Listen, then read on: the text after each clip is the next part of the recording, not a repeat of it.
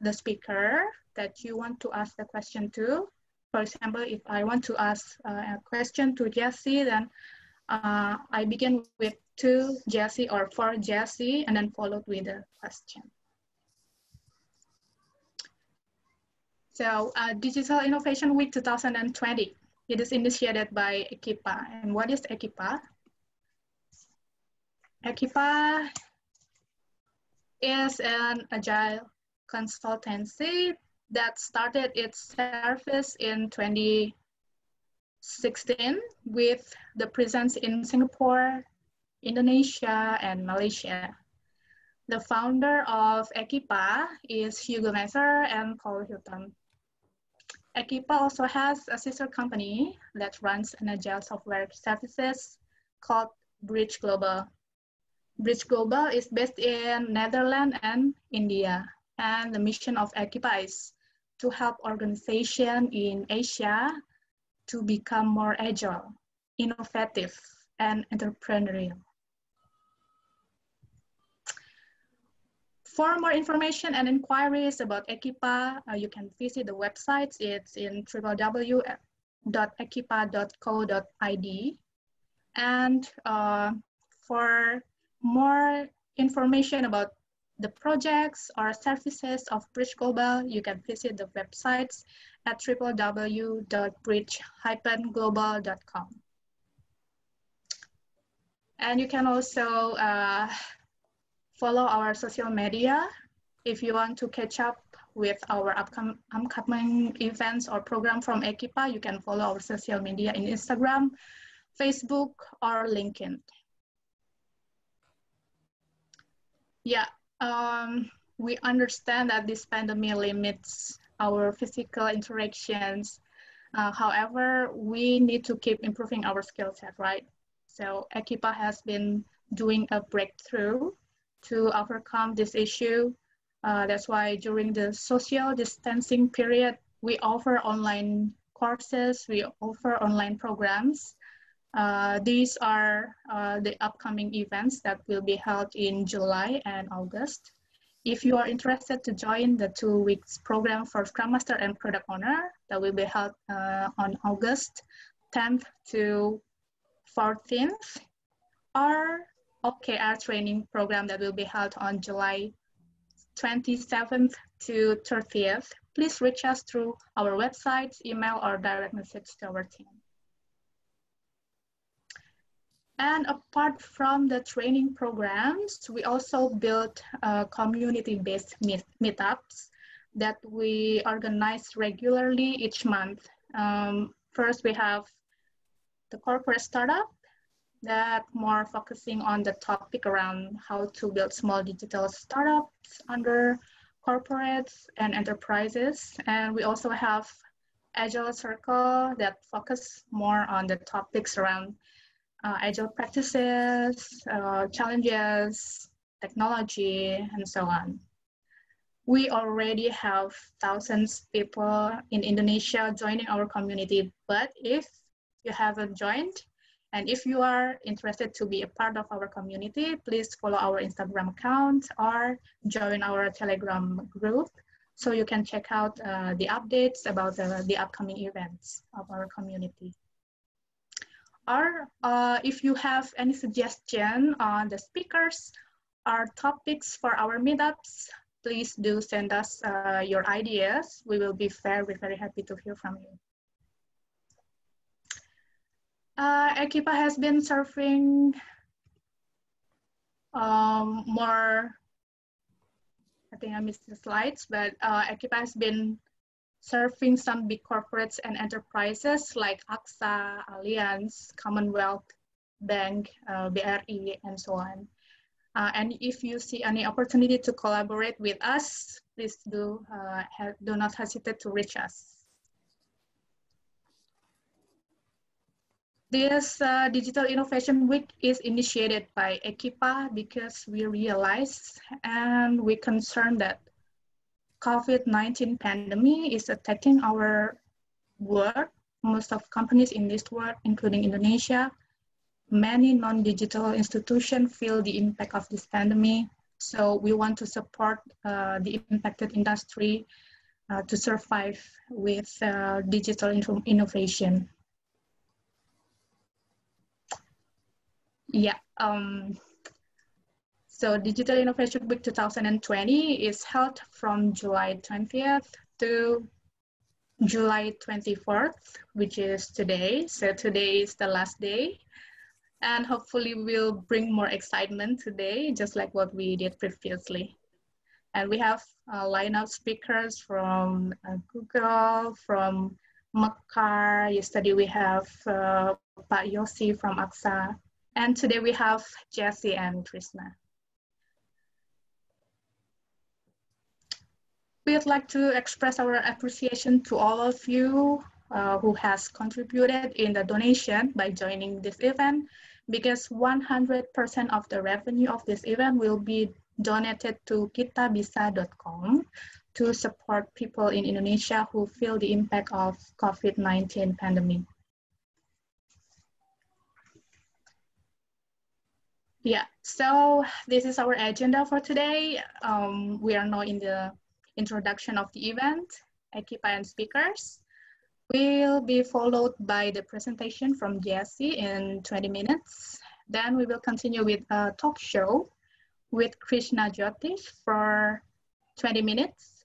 And then after the talk show, we will have 15 minutes for the Q&A session.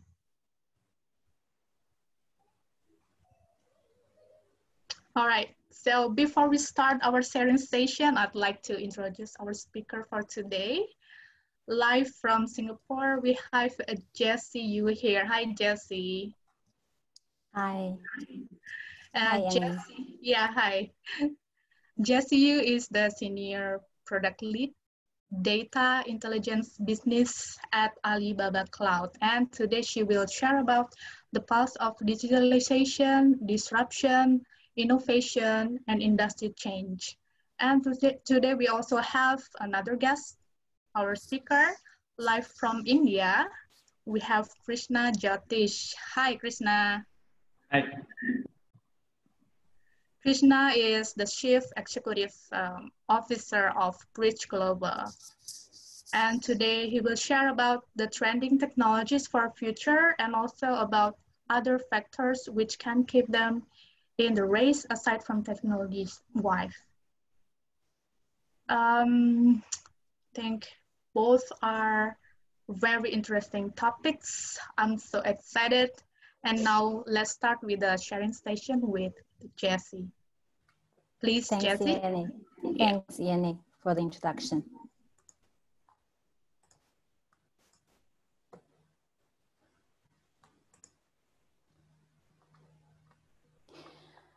Hi, everyone. Good evening. Have you or your organization has been ever prepared for COVID-19? For me, I never expect the outbreak of COVID-19. And for the generation Y who has experienced SARS 20 years ago, and probably it's a bit easier for them to understand the impact of COVID-19. So today, I will quickly take you through how organizations have gone through the COVID-19 period in last couple of months, and what are the key elements for the enterprises and organizations, public sectors shall be better prepared in terms of disruption and innovation. My name is Jessie. I'm from Alibaba Cloud Indonesia, and I ran the product and marketing portfolio for Alibaba Cloud Indonesia. Nice to meet you all here on Zoom. So here is my agenda today. So firstly, I will talk about from Alibaba Group standpoint, how Alibaba tackles virus with tech. And secondly, Alibaba Cloud actually is a B2B business unit for Alibaba Group, and we actually serve a lot of companies and organizations across all the industries because we provide the IT, the technology infrastructures. So I will take a few cases from our customer perspective, how they actually taken action to combat with COVID-19. last but not least, this is going to be from our Alibaba Group, and together with our customers, and I will come up a few observations that companies could take into consideration for the next wave of disruption and innovation. I'll start with Alibaba. I believe some of you heard about Alibaba before. So Alibaba started business from e-commerce, Alibaba.com, 20 years ago, just at the SARS period. And then 20 years later, there is another, this kind of COVID-19 occurred. And I will talk about from Alibaba.com and from our logistic arm Cainiao network and Alibaba Cloud standpoint, how we tackle the virus with tech. In terms of Alibaba Cloud, as I mentioned, we are the technology backbone for Alibaba Group, including all the business units, e-commerce and logistic arm I mentioned earlier, media, and financial arm, the fintech firm Ant Finance, which recently announced will go listed shortly. And the COVID-19 outbreak actually is the time for Chinese New Year. All of my colleagues in China, actually, they are at their hometown, you celebrate Chinese New Year with their families. And all of a sudden, this comes like in a very big and impactful way. So actually most of them didn't spend a day of holiday for Chinese New Year. What they have done is they quickly reach out to all the, the major medical institutions, the hospitals, and to get the experiences out and come up a book, the handbook of COVID-19, to summarize all the best practices of how nurses, doctors handle the different cases. And we managed to translate this handbook into more than 20 languages and publish in early April. So it's just a 1 month time to make this book in English and then publish into many languages. And second, this is also including Bahasa as well. And secondly, we built a communication platform for doctors in China who already have some experience of dealing with the disease, and connect them with the doctors overseas in other countries, in Africa, in Southeast Asia, in Latin America, in Middle East, right? And we build this DingTalk platform, and they actually can connect with each other and exchange the experience. So this is very helpful, basically how, especially in the certain areas, there's all of a sudden a very big break, and how they can manage the supply of medical devices and related items as well. And we also have a couple of customers actually enroll this application to facilitate the work from home. Last but not least, when we talk about the COVID-19 diagnosis, CT scan, CT image is one of the major methods. And we come up a CT scan, CT image analytics solution that can help hospitals to process 50K to 100K image per day. This is really expedite the procedure process for them to process all the image and identify the patients. And then I talk about Alibaba Group.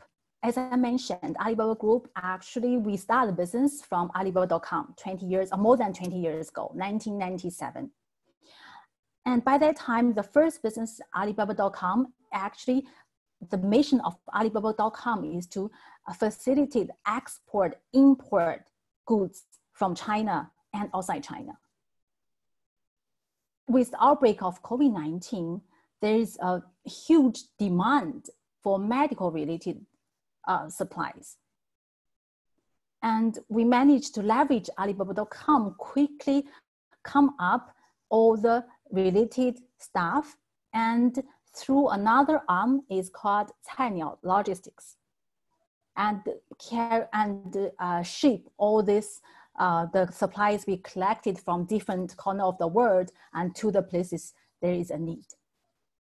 So the donation, we talk about Jack Ma Foundation. Jack Ma Foundation is very famous in terms of is a non-profit organization, right? So in this COVID-19 outbreak, it actually has done a lot of work in terms of donation for many countries, including Southeast Asian countries, Indonesia, Philippines, Thailand, etc.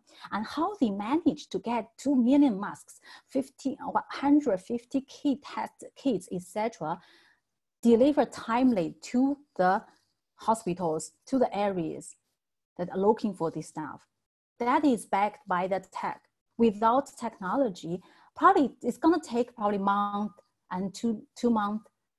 I mean, by that time, I mean, probably it's not able to help or support the need they're looking for. So we are seeing that technology actually play a key part here. And at the beginning, I heard Yanni was saying that this agile, keep saying agile. I think here is the key, how enterprises and organizations can be more agile in the future. That's very important. How to combat or deal with all the different kind of scenarios quickly. And next, I'm going to talk about the best practices, as I mentioned, across all customers. 3 cases I'm going to take you through. Airbnb, everybody knows. And there's another Chinese brand, Forest Cabin. This is a retail brand, and Coffee Can again. And probably you guys are more familiar with Coffee Can again. And this is a Indonesian local coffee brand.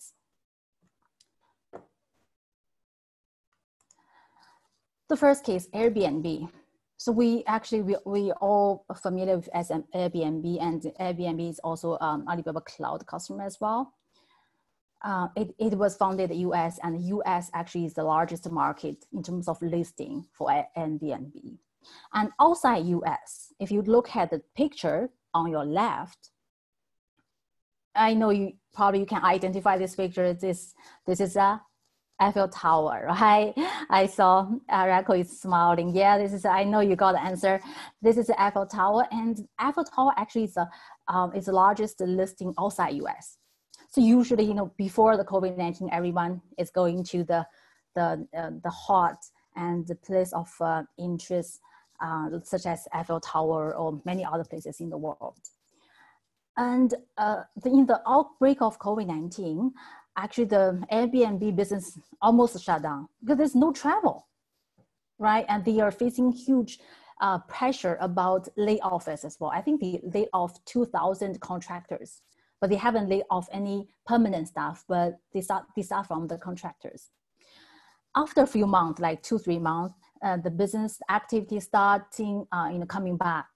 So they have, based on their platform, because this is Airbnb is a platform, it's like a marketplace. And they actually they process a lot of data daily. So they observe the data, and gradually they found a new trend.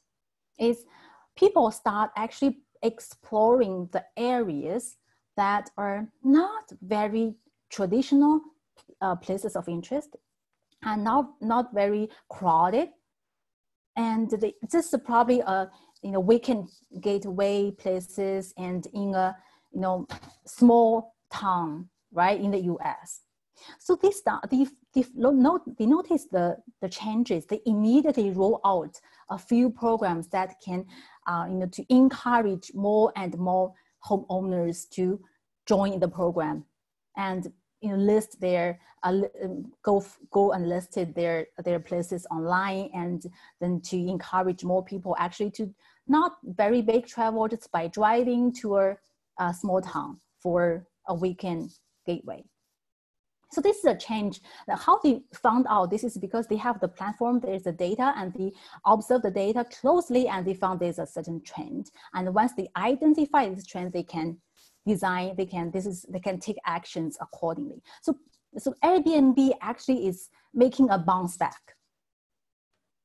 I believe all the hotels are not able to do this yet, because hotels, they are restricted in a certain place. And if there's no travel, basically, for example, in Singapore, I don't see how they can recover, because there's still no travel from the overseas. And another example I want to tell here is about a retail brand. This is actually a cosmetic brand, a local cosmetic brands in China. What happens, as I mentioned, COVID-19 just happened Chinese New Year. And usually Chinese New Year is a huge opportunity or this for sales, right? People spend money in Chinese New Year's, buy stuff, buy gifts, etc. And however, because of COVID-19, so their stores, 20 plus stores all shut down, closed, and their revenue dropped 90%. And they need to find a way to really fight with the situation. Chinese New Year is end of January. And if you look at the table in the below, this is a figure for Valentine's Day. Valentine's Day, 14th February, right? Just maybe within 20 days, around 20 days, what they have done, they have managed to actually list their websites online, and through the live streaming, e-commerce, they managed to make a sale. On a Valentine's Day, this is usually romantic, and it's also a very good sales season as well. And they managed to have the 60 plus viewers on the day and 400K bottles of cosmetics sold. So this is how agile this brand is. They can quickly make a adjust. There's the stores shut down, that's fine. They can quickly move it online. And next one I'm going to talk about is Kobe Kanighan. How many of you have heard about this? And how many of you have is a big fan of this? Okay, I am personally a big fan of this brand. Every time I go to Indonesia, okay, this is a must, right? Because it's not available in Singapore. And we actually started to talk to Kobe Kanighan probably, I don't know, 1.5 years ago. Yeah. So by that time, so mainly they're talking about how they manage their shop and different shops. Right now they have, I think, 350 shops in Jakarta. So they mainly talk about the POS systems and how they can get all the daily kind of sales data out of this 300 growing number of shops. And then it's more very basic level. Starting from last year, I think it's around half year ago, or more than that. And they start talking about offline to online, offline merge online. So basically, the previous model is on the left. So they have different stores in the shopping malls and in the office buildings. And then now they actually are thinking of, why not I just provide the online ordering services as well for the office people. They can make an order online and we can make the delivery, or they can come over for the self-collection, whatever ways to reduce the queue, right? So we start working with them, and actually the app was almost there before COVID-19, and all of a sudden COVID-19 occurred. As this application actually right away can get used, and they make a huge announcement of these applications. They are moving online, and then they can actually handle different activities online, not only purchase, as well as the memberships, etc. So, how many of you still hold this kind of card? This is also a kind of membership card, from the milk tea I had in Singapore. So every time you buy one, they will chop. There's a chop, right? So this kind of card, probably my kids will just grab it and just throw away. So I have no idea. But now actually all the records on the mobile applications, you don't need to worry about this. I mean, every time you meet a target, then you will have something free. All this membership management, all this online e-commerce, so-called e-commerce management actually are going through very well. And the brand actually managed to get another funding. I think it's in March or sometimes 100 million, another funding, right? Because the investors certainly see the confidence in this brand, because they operate the brand differently from other local or international brands. That's some, the practice we got from all customers, right? As I mentioned, so together with Alibaba Group and the industry practitioners, how they actually take actions to combat COVID-19. I just quickly go through, and the key elements or core elements in our perspective are very important to drive the disruption and innovation. So every time we talk about disruption, innovation, many of my, even sometimes my customers talk about this stuff very big.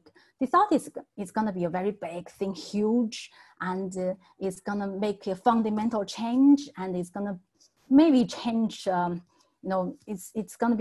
it's significant. But actually, we have been serving so many startups. We can tell actually all the innovations, disruptions are key, all come from different small areas, and then they grow big. So usually we tell customers, like, you have a business model from small and you can always grow, but as long as it is truly innovating. And I would like to highlight 3 areas. Firstly, it's your infrastructure strategy.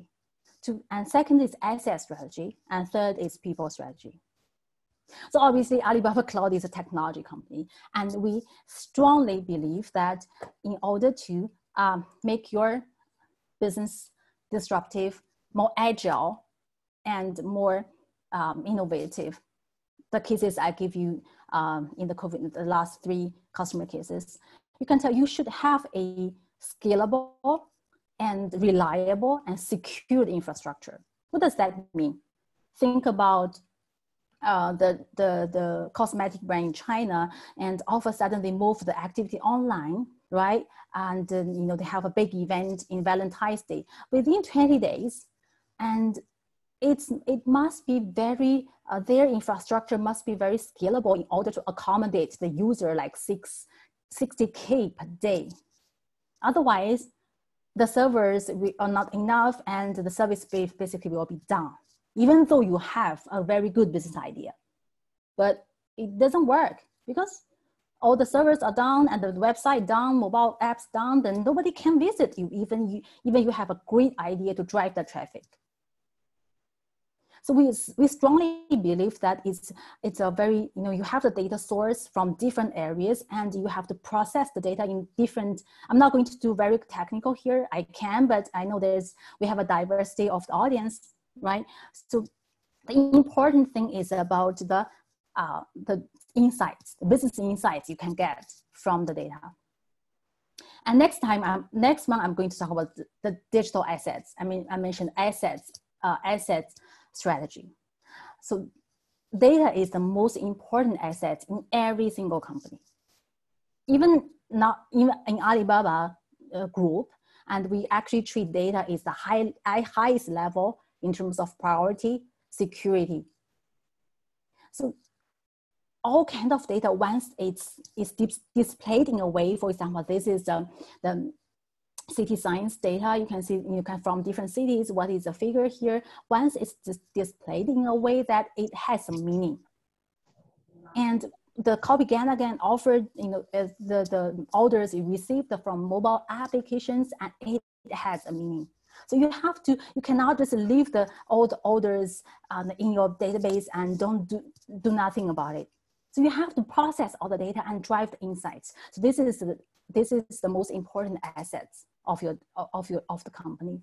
And next one is the people strategy. Quite often when we talk to customers obviously, I'm asking them, why not you don't have a big data analytics AI strategy? They think, well, there's a lack of talent. I don't have that people can deal with all these different technologies. The technology is changing so fast. In the last 5 years, look at the trend on the left, the growing number of data scientists and the growing number of the attention on artificial intelligence. However, the technology is ready, but if you don't have manpower to implement the technology, then which means it's very hard as well to really put into together with your applications. So here we also actually in Indonesia do a lot of trainings to our customers as well to educate and teach and hope they can learn the latest technology that on cloud, on security, on AI analytics. And we also introduce many of the good cases that has been implemented in China, in other countries, to Indonesia. So to recap the session today, actually I take the example of how organizations combat with COVID-19 from Alibaba Group and across to a few customers. And I want to highlight to all the organizations that to keep your business competitive, innovative, and disruptive, you should have a very clear strategy on your infrastructure, on your assets, and on the people. Thank you so much for your time. Hand over to you, Yanni. Thank you, Jessie, for the sharing. All right, guys. So if you have questions, just write down your question in the chat sections, and we will have a separated session after Krishna talk show. We will discuss about your questions together. Don't forget to put the speaker's name before the question. For example, if I want to ask something to Jessie, then you have to put to Jessie or for Jessie and then followed with the questions. All right, so we will move to the next session with Krishna. Hi, Krishna. Hello, Krishna. Yes, you hear me, right? Yes, I can hear you now. Yeah. So, Krishna, can you tell us a bit about Bridge Global and your journey with Bridge Global? Hello, everyone. Yeah, I'm Krishna. I'm the CEO of Bridge Global. And Bridge is a Dutch IT company, works fully on Agile, and it is a fully self-organized organization. And I mean, later when we come to tackling some situations, I can explain more on how we deal with this self-organization and all. And we are a company, actually our main service model is Agile way of projects as well as distributed team. And we have been successfully working with clients on distributed team around the world for more than a decade. About the founder of the company, of course, Hugo Messer, most of you will be knowing. And he lives in Indonesia now. He started this company at Netherlands in 2005. And we have been working with clients around the world, I'll say. We have 3-4 clients in Indonesia. We are working with Hong Kong. We have clients in Europe. We have clients in America, both Canada and US we have. So that's about Bridge, very short. And I've been working with Bridge for more than 12 years, and I'm leading Bridge for the last 5 years. So. Wow, 12 years. Sorry. Yes. 12 years in Bridge. Oh. Yeah. And Krishna, how do you evaluate future according to the current situation, this COVID pandemic? Yes, me as well as so many other entrepreneurs, I think they have planned a big, planning session, and they had a great goal settings during the start of the year 2020. And we know where we are now. Most of them would have tried for doubling the turnover, profit, customer base. But now it's most of them, they are trying to retain the existing status in business, or at least, some of them would have been working on a survival plan. So many industries like tourism, travel, it's all facing a big challenge of survival at the moment. As Jessie also mentioned, how people are coming out of this situation. So many are working hard to come out. And we all know that there is a big interdependency between the industries. If hotel industry, tourism, travel, airlines, bank provide fund for everyone, IT support all these industries. So it's all interdependent, and when everything goes good, all industries have the benefits. And as Jesse mentioned, the real entrepreneurs, they see opportunities everywhere. You know, if it's good or bad, they have tons of opportunities in front of them. That will be the way real entrepreneurs see. I have seen, you know, there are so many companies who make cosmetics. There are so many companies who come up with you know, dress materials. They change to mass business. They come up with very creative masks, and they, you know, they started coming up in the industry. So it's about making enough changes, reorganize, set your plan again, start, be in the race. With or without, whatever, I mean, I'll say, like, you know, the future of the technology, or the, it is gonna be same with or without COVID. It's not going to impact a big way. You know, when we talk about the future technology, people are talking more about, you know, traveling to space will be a normal thing. Involvement of robots in our daily life, getting fresh and safe food, because we know, like, most of the, you know, most of the world, we get food with trans fat or other chemicals. So I think I think Rango understands. Like in Europe and all, they started coming back. You know, the food should be very safe. Otherwise, you will be blacklisted. You can't do anything. So, but still, I'll say in India, Indonesia, and all, we are still looking for getting good food. I mean, safe food. So those things are something we are. Green energy, of course. Those type of things are something people always looking for. And things like, you know, something which helps our environment, global warming, the ideas like decarbonizing, or like, you know, heavy carbon industries, of course, like the petrochemical industries and all. Governments are putting up regulations to bring it down. So those things, the machine learning, AI, all these things can support them to come back, you know, bring back the stuffs, removing the CO2 from the atmosphere. I think the scale up of negative emission technologies, these things are coming up in a big level, so that gigaton of CO2s will be removed from the atmosphere, and it will reverse the climate change.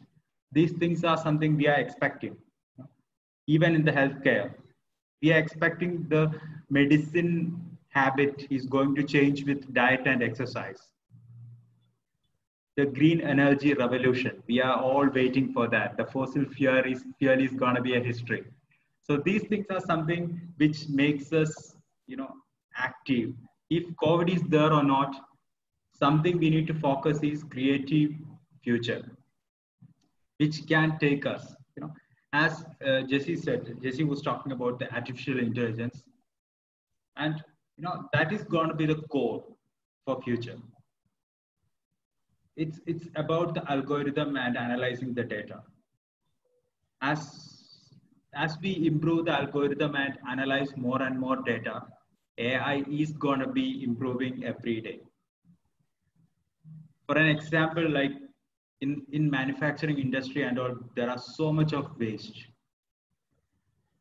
We are going to cut down it into half within 5 years, only with the involvement of AI into the process.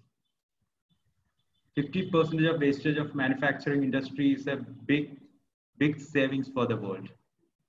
And if the prediction goes good, within 5 years, AI will be more intelligent than human being. Wow. There is an opportunity as well as the threat in that statement, with so many questions. Man or machine? Which can be better, Krishna? What do you think? It's going to be like, you know, again, as I said, all the questions will not be answerable now 100%, but with the available processed information, machine will be faster and accurate. For example, if when we drive a car, we are going to face an accident, we'll have a panic period, a response period before we take action. But the machine will not have that. That is a advantage for machine, but machine can be wise, but wisdom is only human.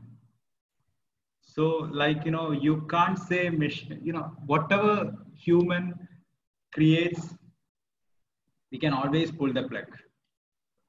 So I'll say for a completely new scenario, still human need to feed the AI with the data as well as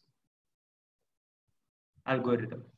So human, I'll say, but we still have to wait and see if some areas they will overtake us.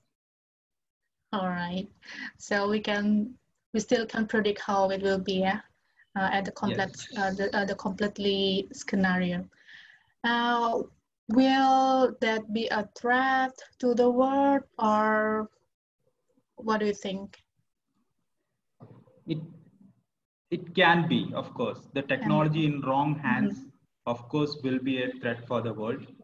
But when we started, like, years before, decades before, when a knife was created, it was for using to, it was a useful device, tool. But you can hurt people with that as well. When we create a technology comes up with aeroplane, we can travel between continents very easily. But still, Air Force use that to, bombing. So it's like technology, how we use it. Of course, the privacy security policies should be very strict. We should know how to use it. It should get into a person who knows how to use it. Those things will be, of course, that privacy policy securities will be very high, so that we'll be able to handle these situations better. All right, interesting. The next question: will it affect human labor? It will affect human labor, and it affected earlier also. We had, it will be a transition. For example, we had people pull carts earlier. When automobile industry came in, multiplied so many people, they got jobs in automobile industry. Same way, I think new way of labors will be introduced.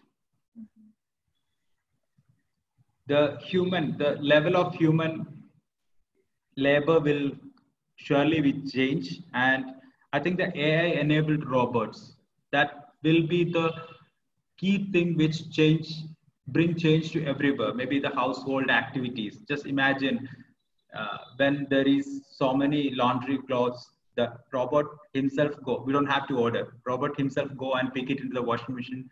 It dry it fold it into your wardrobe. Maybe he knows where you're going to go from your calendar, and he suggest a cloth for you. Just imagine, like, we'll be in a very luxury situation, and people will be very happy with that.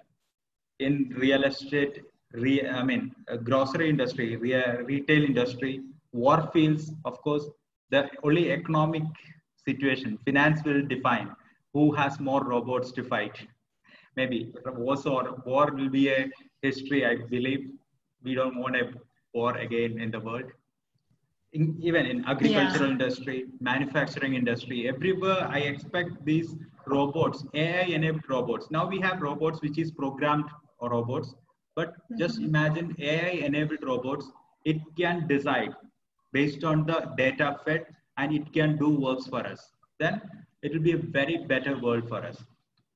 So yeah, it's just like in the movie. Of course, like, but we see that destructive part also in the movie. I don't think that will be there, because always human being is wise enough to control it. Yeah.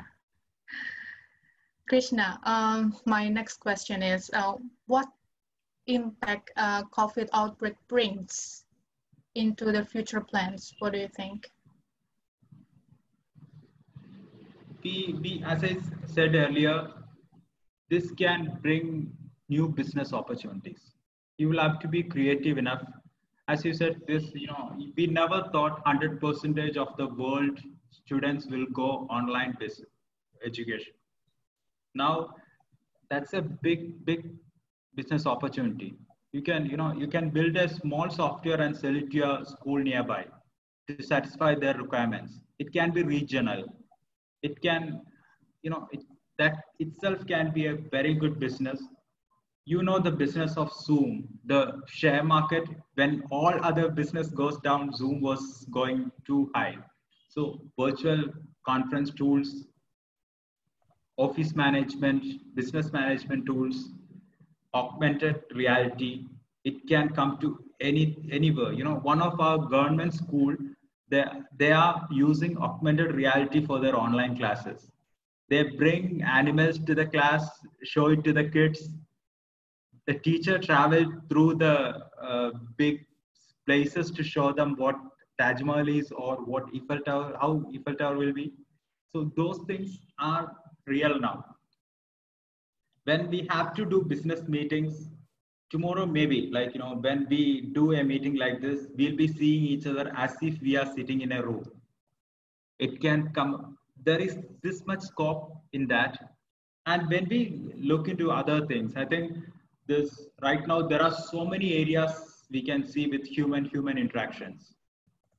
With this situation, it will become human machine interaction using AI enabled software which predicts human behavior. That is going to be something we can, even in a when a cop has to attend us in a municipal or corporation office, everywhere there's no human interaction. Everyone needs software. You have to just open your eyes and you see business there. All right. Krishna, I was thinking when the majority prepare for the future tech, what will you make different? What will make you different, I mean, and how can you be competent? Yes, of course, it is the most important thing. So people will be more focusing on technologies, and we know 95 or maybe up to 100% of the companies focusing on technologies to compete in the future. So when a situation like this comes, the other skills, for example, decision making, you have to take some risks. You have to take a risk to move to another industry or come up with another product. Jesse was talking about somebody moved to online 100%. Even I heard from Ranko, one of the grocery shop, no, not grocery shop, actually antique shop. They were selling for tourists directly, but they went online 100%. They could, get their business. So these decisions, that is the best thing. And when you make decision, you should not be afraid of the failures.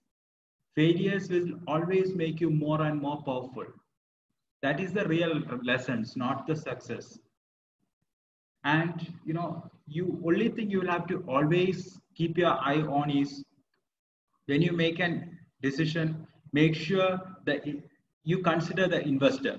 It might be you yourself, but it can be someone else also. Make sure with the lowest investment, you get the feel of the market or industry. That is the most important thing you will have to eye on. Also, prepare a team which is always ready to change. This is where I was earlier talking, when I was talking, our company is fully self-organized. In our company, everyone can take their decision. If that decision goes wrong also, nobody is going to ask them why you took this decision. Actually, they just have to inform everyone, but they can decide how to move forward. So these type of things will help people, make everyone capable enough to adapt to changes, take decisions. When the country was in a threat of COVID-19, one day we were announcing from tomorrow 100% our company will be working from home. Everyone could able to do 100% productive work from the next day. that fast we made the transition. Today, I have a office where 250 employees can sit, and we just 5 people are here in this office. That too because they are nearby, they can just come and sit here. That's it. All others are working from home. For 5 months, just imagine, we have gone that much. The only thing, the adaptive to changes is very important, because whenever you get a negative signal in your work, pull the plug at the moment. Sometimes you will be working on a very big project, you would have took the decision, and you will have an idea like you want to prove your decision is true, so you want to keep on trying and trying. That will lose so much of money. So whenever you get the feel, pull the plug. You make yourself ready to adapt to the change. I'm not saying quitting is good, but it's not quitting, it's taking your decision to change. That is the best way you should move forward. And for me, the most powerful tool is, of course, distributed team. Because you have a company, you have a technology company, and you just imagine you will not have the best people in your locality, and you will never get these best people come to your place and work. You can't imagine doing that. So distributed team is gonna be a very, very necessary thing for the next future growth. I'll say for us, when we had a client in Hong Kong, they had developers working from Hong Kong, they had developers working from Philippines and from India. All 3 locations, they were all working together. They were actually, and also it was the best thing is like, if the Philippine team was working on the robotic scripting, but when they had an emergency, all the other teams, they didn't, even the testers and designers, they just took a day to learn, and they adapted to this, and they started working. We could do that. They had a target for FIFA 2018, and they worked everyone together. It was really good. Only thing we need to do is, we have to evaluate and give feedback for making it successful.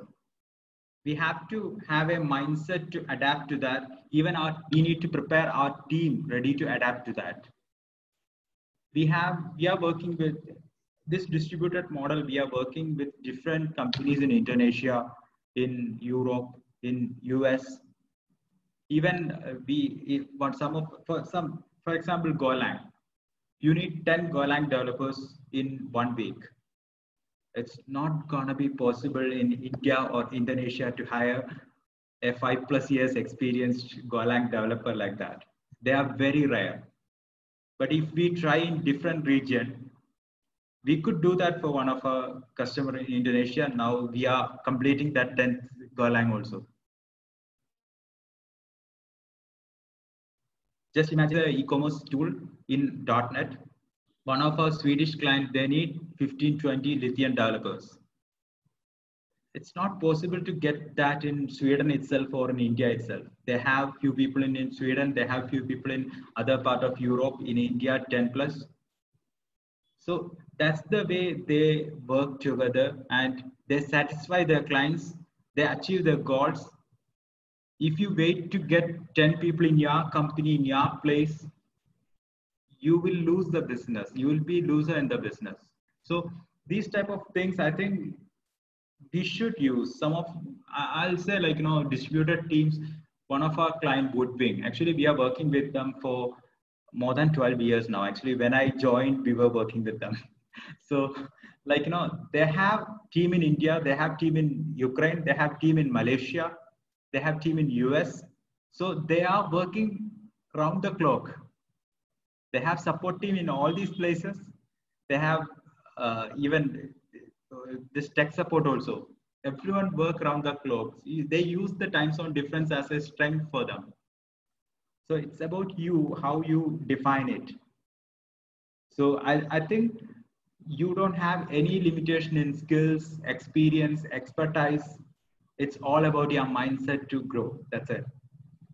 And I would like to wrap with this session. And I would like to say, like, this only thing we need to do is make your mindset to make everything successful. If not only about distributor team, whatever it is for our business, we should not find reasons to quit, or we should not find reasons to be worried. We should find reasons to move forward. That's it. Thank you. All right, Krishna, thank you for the sharing about the future tech and also about the distributed team and stuff. So we already have some questions in the chat window. I will just start from the question from Stephen Teguh Hidayat. To Miss Jessie Yu, I want to ask, how can we as students or new business to implement our innovation or idea to improve our business with limited sources? Jessie? Sure. I went through this question. Well, I understand students nowadays, millennials, young, generative, passionate. So they're, well, I would say, especially, I mean, for students or new business or freelancers as well, there are nowadays, there are many and many freelancers in the market. Actually, they are driving a small part of the innovation on their way, because they're freelancers, they're more agile in a way than the companies, right?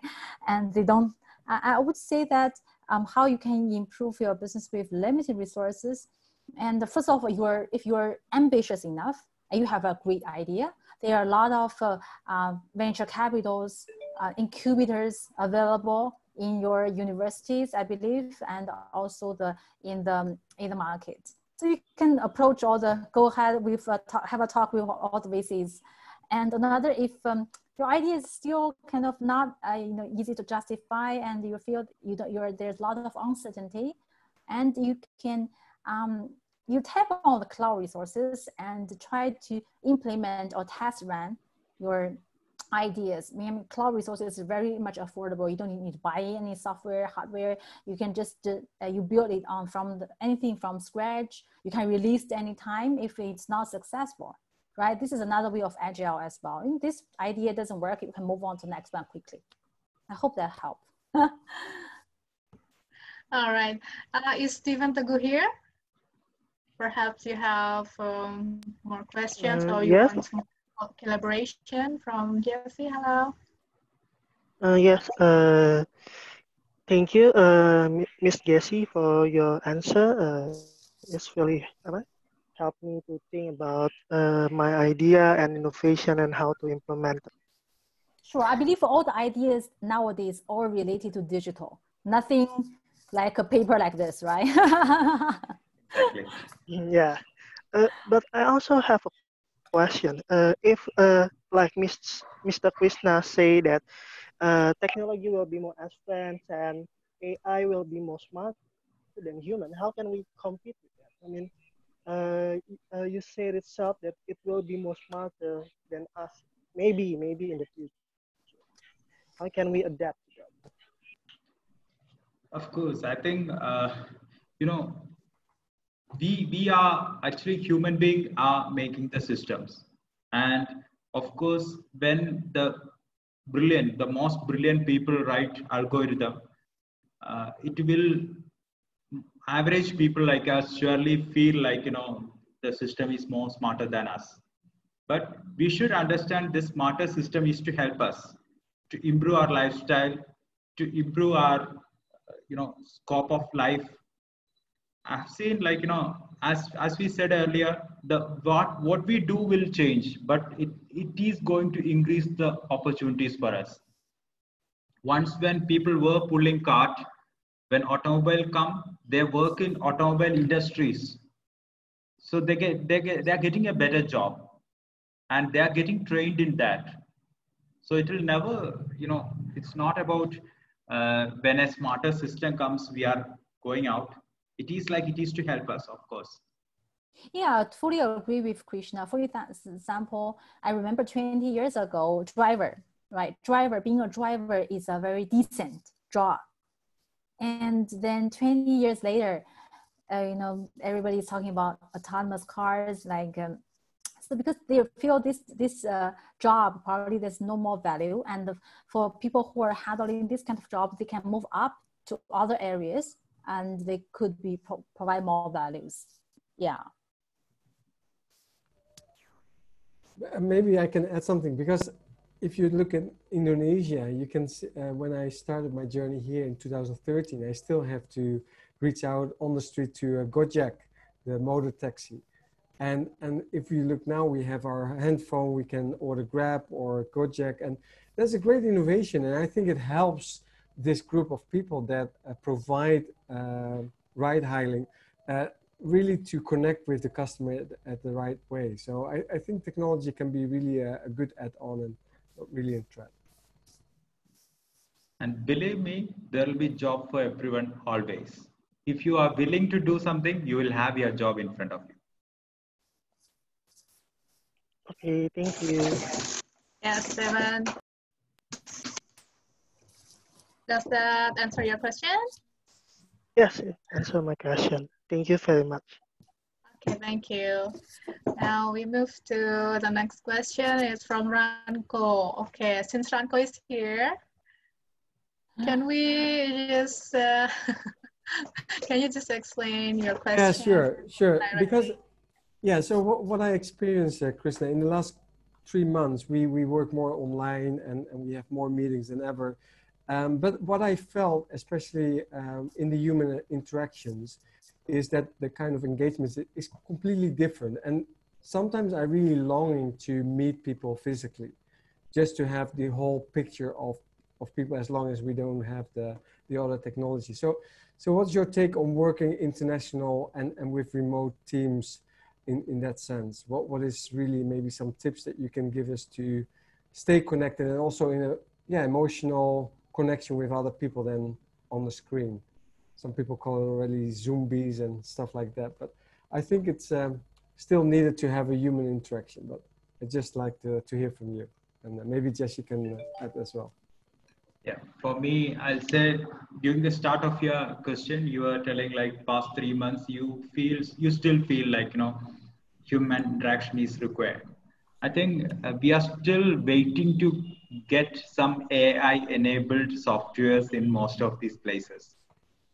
Some program softwares, or we are getting them connected over phone, which was not a job for them. They are not experts in that. So we will still feel that until we get that best softwares over there replaced.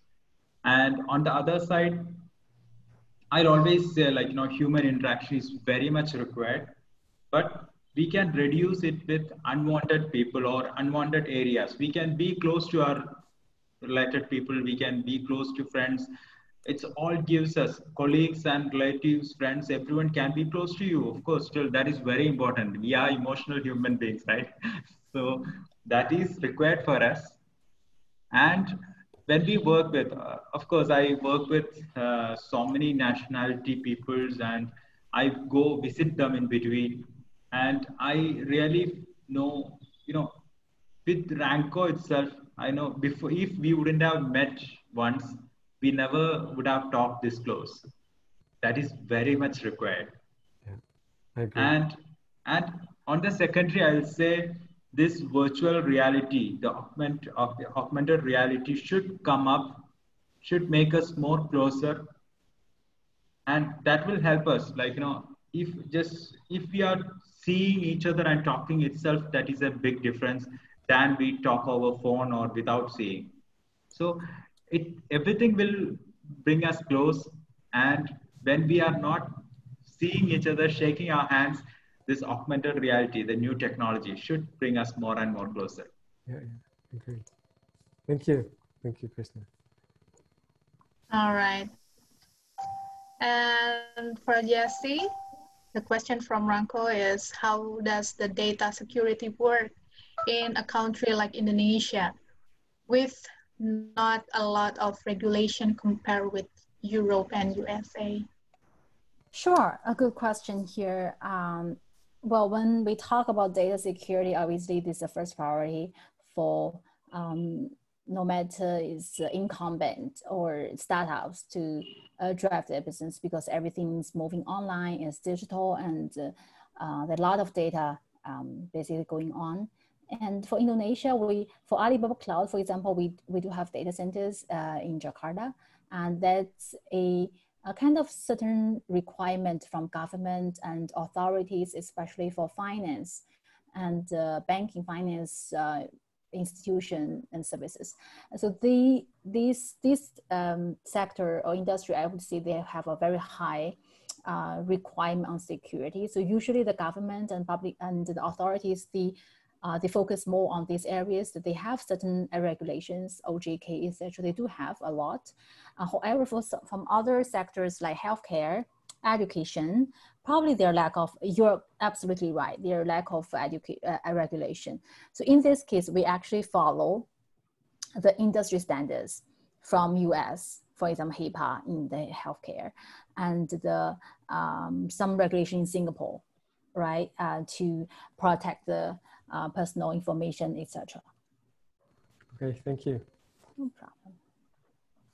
All right, Ranko, do you have any more questions? No, I'm good for now. Thank you.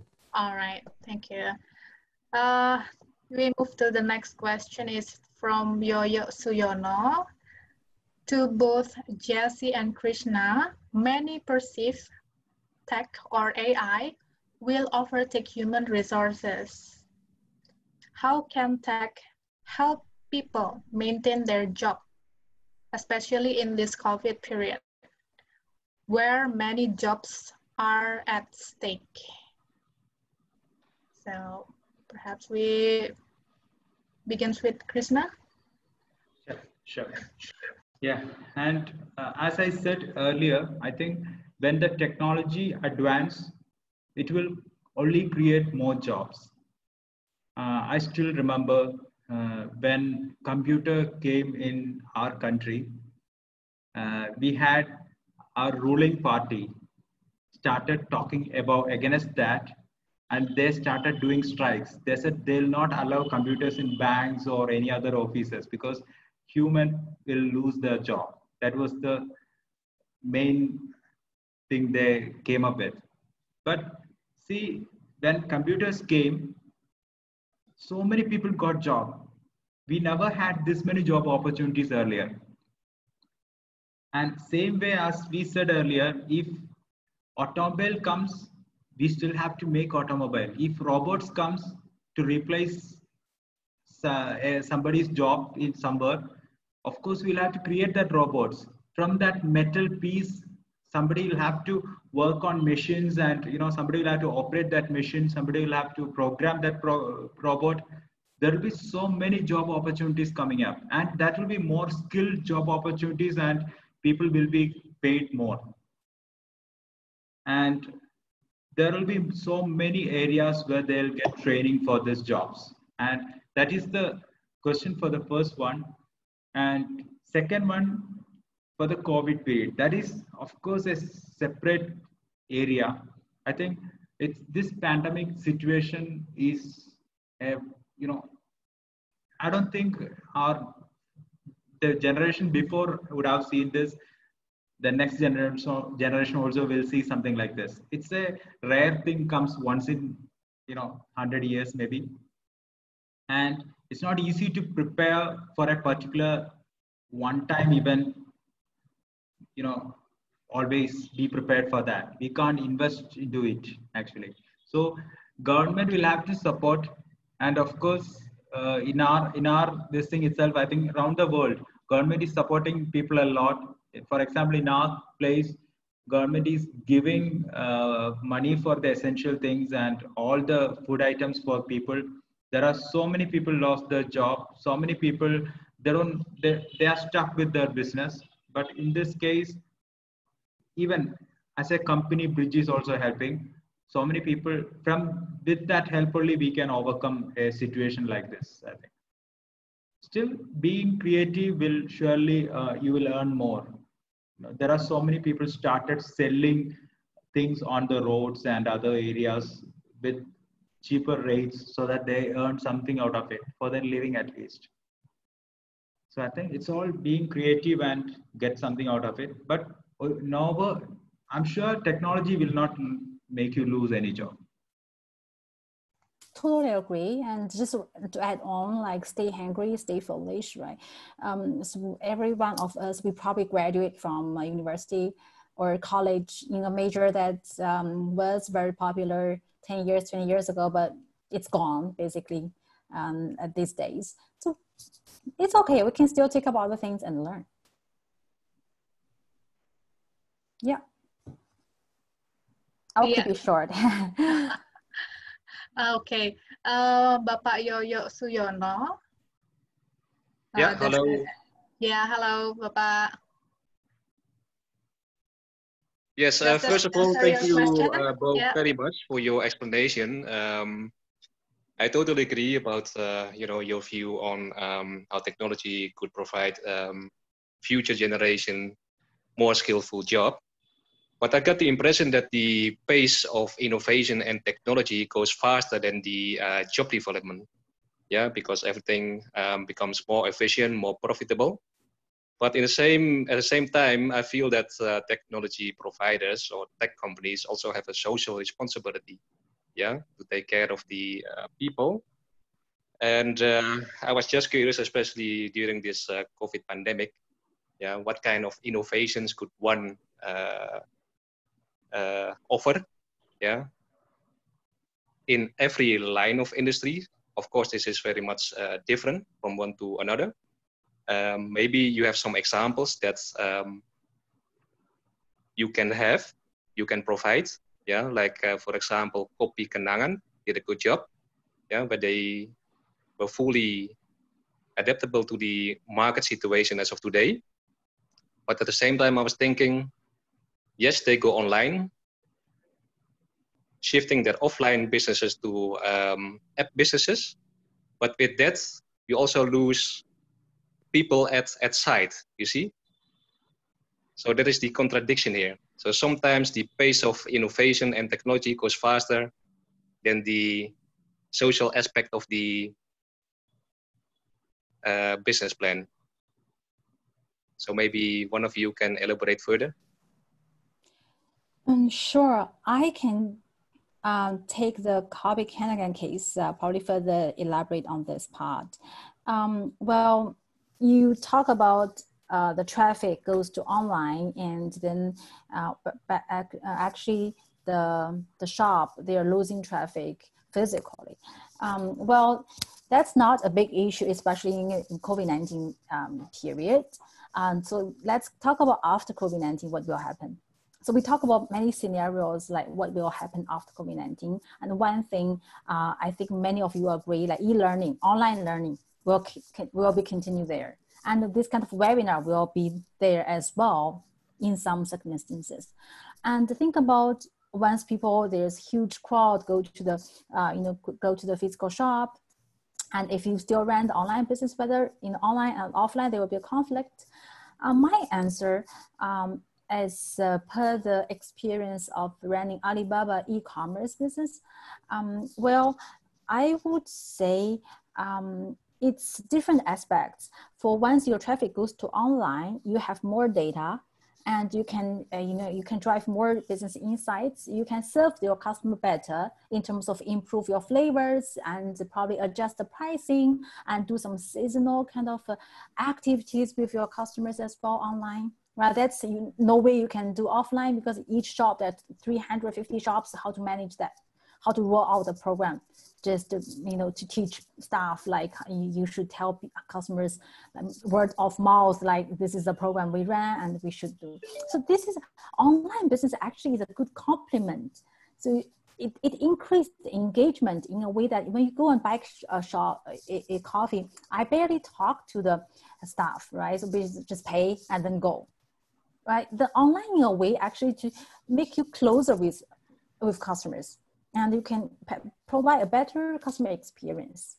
So that's why I don't see much. And also online is a very it's a very powerful tool for your branding as well. You can easily expand your brands across not only in Jakarta, right? For example, Kopi Kenangan, they currently mainly have their shop in Jakarta. They can easily expand to other cities because their branding is there, is established. They can easily go to other, other cities, and they can set up a shop, and then the business will grow. That's my 2 cents. And about the social responsibility, I think, of course, you were right. Everyone has social responsibility to, help people or affected people in these type of situations. And when the technology grows, there will be an adapting phase where people will have to, when they are old or when it's tough to adapt, they will adapt only at the end. Till then, they wait to get a job which they were doing earlier. So that phase will be there. As I said earlier, the next generation or somebody who have to help them to go through that phase at the earliest. So that will get them a new job and get settled. Social, of course, all the companies, for example, our company itself, we are helping people for medical things. We are helping so many kids for their studies. Even this event we are organizing, just to help COVID-19 affected people. That's a socially committed thing. People are doing it around the world.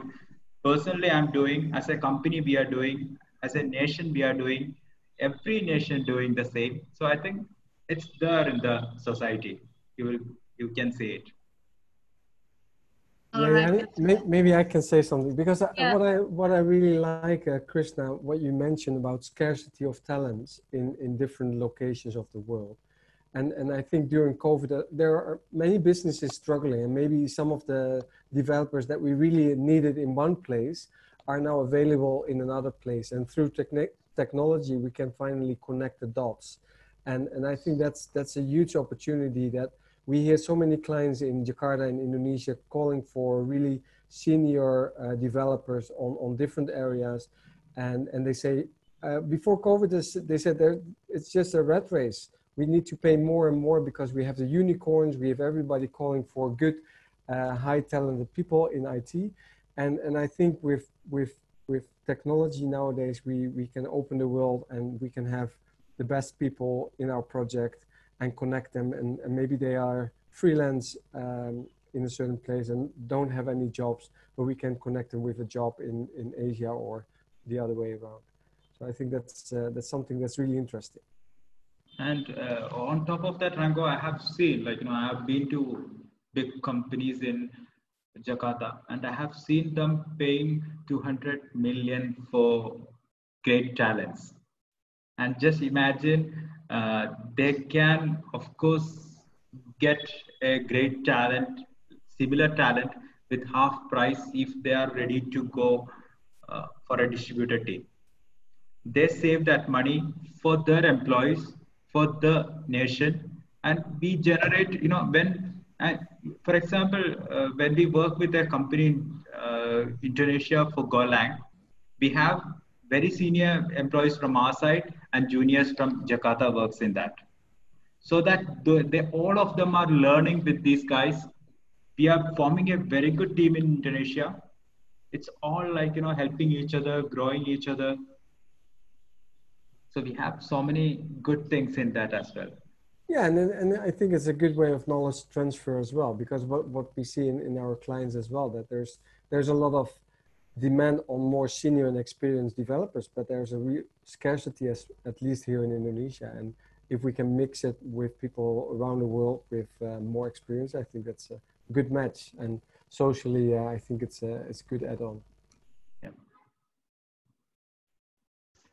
All right, Pak Yoyo, does that answer your question?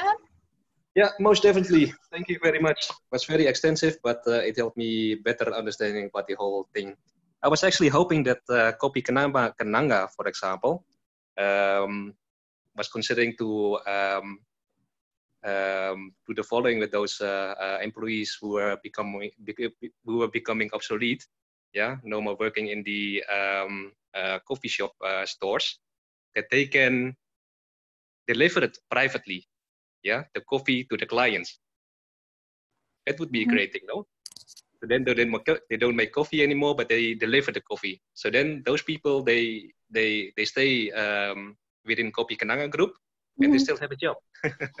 Yeah, well, I would say it's I would say from the branding perspective, right? Because Kopi Kenanga is not purely kind of online when they start the business.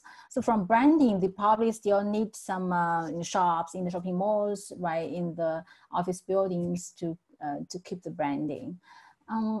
So far I don't see any of this kind of drinks, for example, the food and beverage areas. They don't set up any retail stores, but purely go online. One thing is about how they manage the branding, because usually people feel and say, right, then they don't feel it, and then how they can make a purchase. So I say it's interesting, very interesting angle though. Yeah. And I think probably one day they moved on. Yeah, in the office supply it's already working. Staples is already doing desktop deliveries from the catalog. I don't charge for this, by the way, so it was free advice. You're welcome. But it's nice. Good stuff. All right, guys, very nice discussion.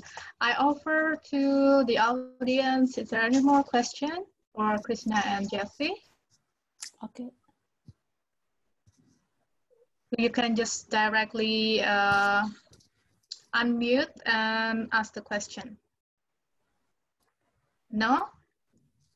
Okay, if not, we will close today's session with a final statement from Jesse and Krishna. Jesse, so wrap up for today's discussion. What's your final statement? My final statement will be, yeah, don't be afraid of technology. I think technology is a good thing.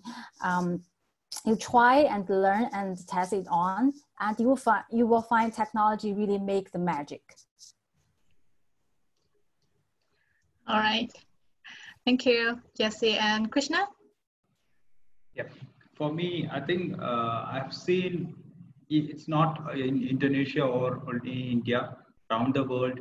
It's about people are concerned about job and earning. And I think if you are ready to take things, if you are ready to do, you have job everywhere. You just have to open your eyes and look around. You will have things to do and earn and do. I mean, you can always get better. All right, so let's call it a day. Thank you so much, Jesse and Krishna, for sharing. And also thank you for the audiences for the contribution and the enthusiasm. We'll see you in the upcoming events. Stay safe, stay healthy, and good night, guys. Thank you. Thank you. Bye-bye. Thank you. Bye. Thank you, Jesse. Thank you, Krishna. No problem. Thank you for having me. Bye-bye. Bye. So I will end the meeting today. Thank you, everyone, for joining. See you in the next session. Thank you, Nancy. Thank you, Annie.